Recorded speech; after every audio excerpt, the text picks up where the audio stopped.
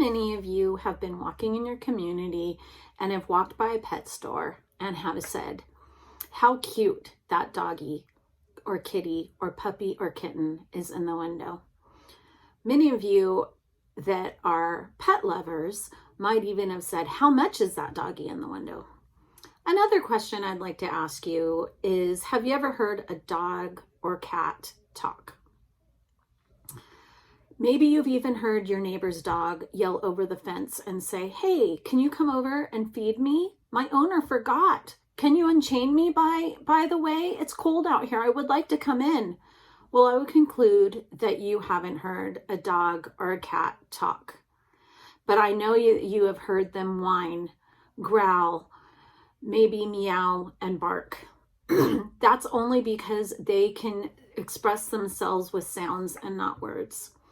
As an animal lover, pet owner, dog groomer, and former Labrador Retriever breeder, I am passionate about the care and welfare of animals.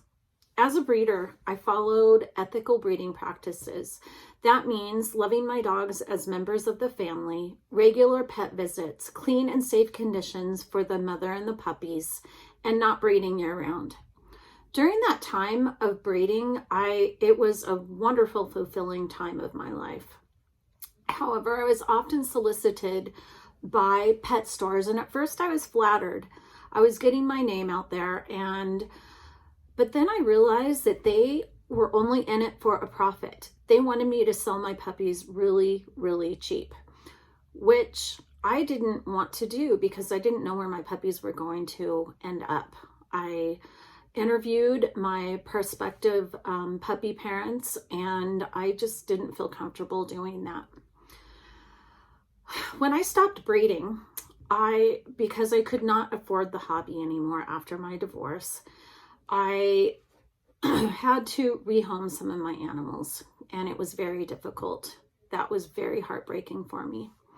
Many years after that, I wanted another dog, and I decided to adopt. So I started researching rescues and shelters, and I gained unwanted knowledge. When you're researching companies, shelters, or wherever you're going to adopt from, you start to realize that, and you're constantly reminded of the overpopulation of cats and dogs that are in the shelters and that will be euthanized. It is heart-wrenching to go through some of those websites. Today, I'm going to discuss overpopulation of dogs and cats, why not to buy from a pet store, and how you can get involved and be a voice for these defenseless and abused animals.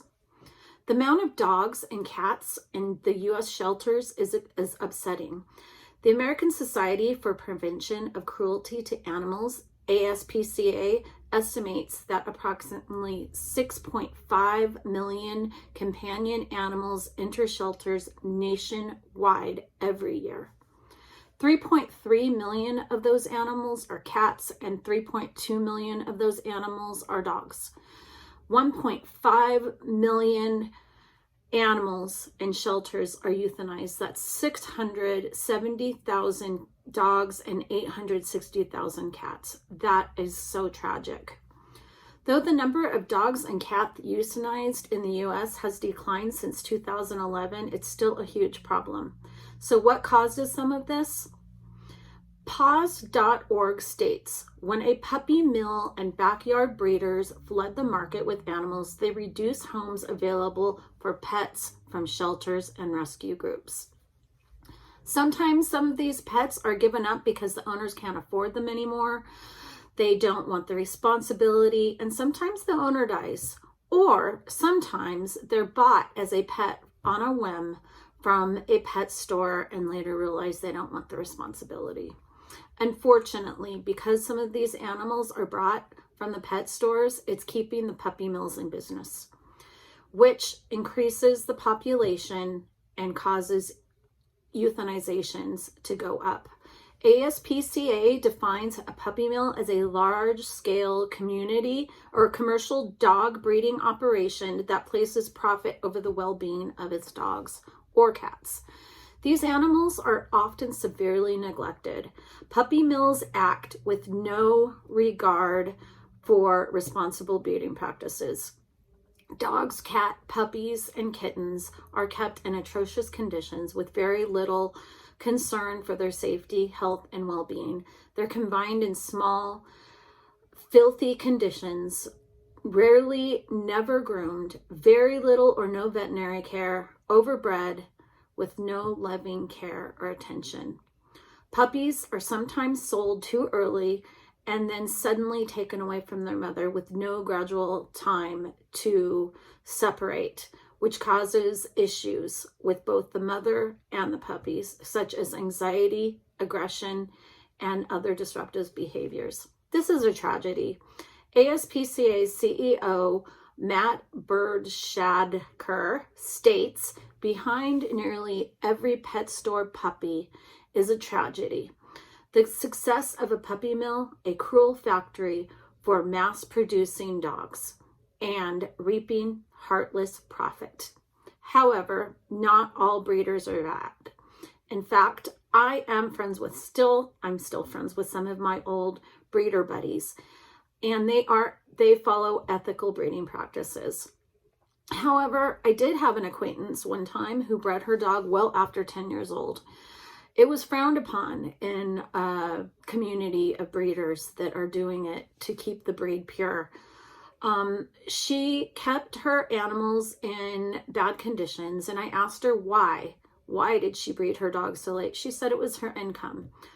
So to me, she was the epitome of a backyard breeder. She had no care for these animals. She just wanted to make money.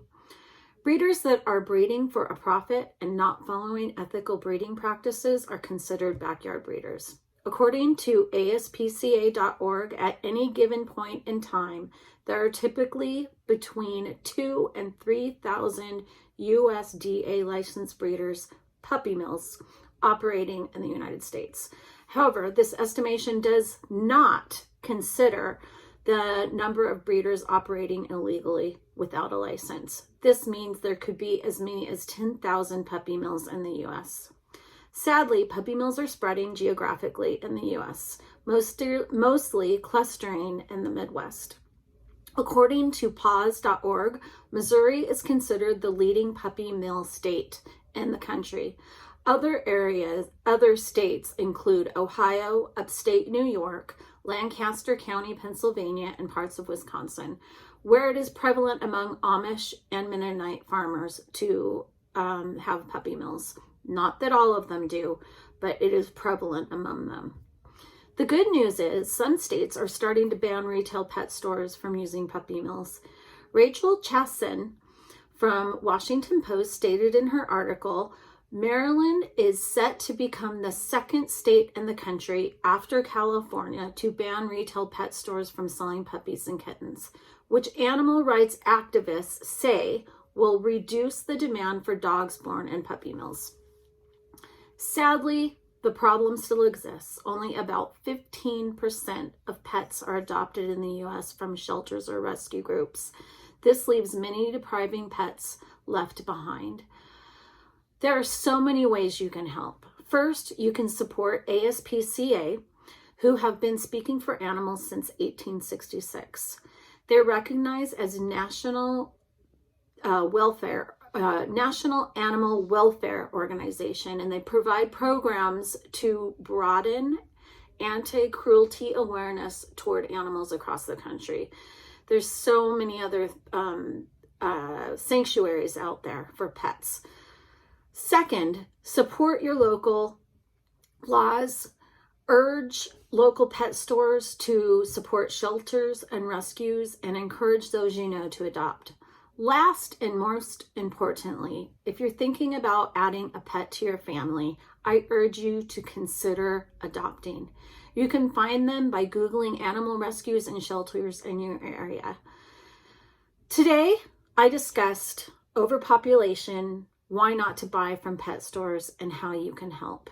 I hope by listening that you have been encouraged to do your part and be the voice for these defenseless animals. Thank you.